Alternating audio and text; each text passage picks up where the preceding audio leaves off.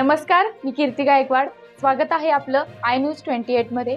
चला तर मग जाणून घेऊयात महाराष्ट्रातल्या ताज्या घडामोडी. खासदार राजेंद्र गावित यांच्या हस्तक्षेपाने रोजंदार वर्गाचे उपोषण तात्पुरता स्थगित.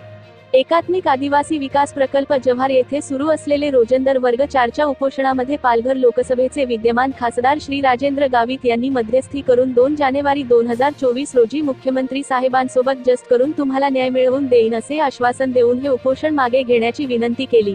या विनंतीला मान देऊन उपोषणकर्त्यांनी तात्पुरता उपोषण मागे घेऊन पुढील भेटीमध्ये न्याय जर नाही मिळाला तर अधिक तीव्रतेने उपोषण पुढे चालू ठेवण्याचा निर्धार सुद्धा बोलून दाखवला आहे. वार्ताहर विश्वनाथ भोये, जव्हार कोऑर्डिनेटर ची रिपोर्ट. जव्हार रोजंदारी वर्ग 4 कर्मचारी यांच्या वतीने मी हे करतो का आज माननीय गावित साहेब आले होते, त्यांच्याशी आमची चर्चा झाली.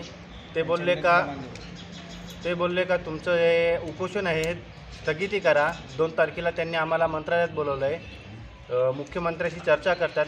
तिथे आम्ही बघू काय आम्हाला इनपुट आउटपुट मिळतं आहे. जर आमचं मनाचं समाधान नाही झालं तर मग पुढच्या येत्या तारखेला आम्ही तीव्र असं आंदोलन करणार आहेत. आणि त्या आंदोलनामध्ये काही कमी जास्त झालं त्याला जबाबदार, काही जीवितहानी झाली त्याला जबाबदार प्रकल्प कार्यालय व प्रशासन राहील.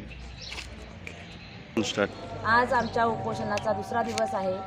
माननीय खासदार साहेब राजेंद्र गावित साहेब आम्हाला भेट द्यायला आले होते. त्यांनी मॅडमसोबत आमची मीटिंग करून दिली. त्या मीटिंगमध्ये, त्या चर्चेमध्ये असं निष्पन्न झालं की गावित साहेबांनी सांगितलं की सचिवांशी मुख्यमंत्र्यांशी तुमची आम्ही भेट घडून 2 तारखेला देतोय. मंत्रालयामध्ये सविस्तर त्या विषयावर मीटिंग करतोय. तुर्तास तुम्ही हे उपोषण थांबवा.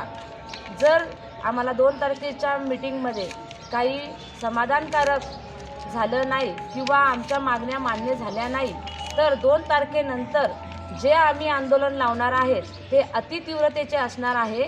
आणि त्या आंदोलनामध्ये काय होईल हे सांगता येत नाही. ते आम्ही आत्ताच जाहीर करतोय, कारण आमची मानसिकता खूप ढासळलेली आहे आता. त्याच्यामुळे ते आंदोलन अतितीव्र होणार आहे आणि त्याच्यामध्ये जर काही कमी जास्त झालं तर त्याला सर्वस्वी जबाबदार प्रकल्प कार्यालय राहील. अशा बातम्या पाहण्यासाठी आय न्यूज 28 मराठीला सबस्क्राईब करा आणि नोटिफिकेशन बेल दाबा, जेणेकरून तुम्हाला प्रत्येक बातमी आधी मिळेल.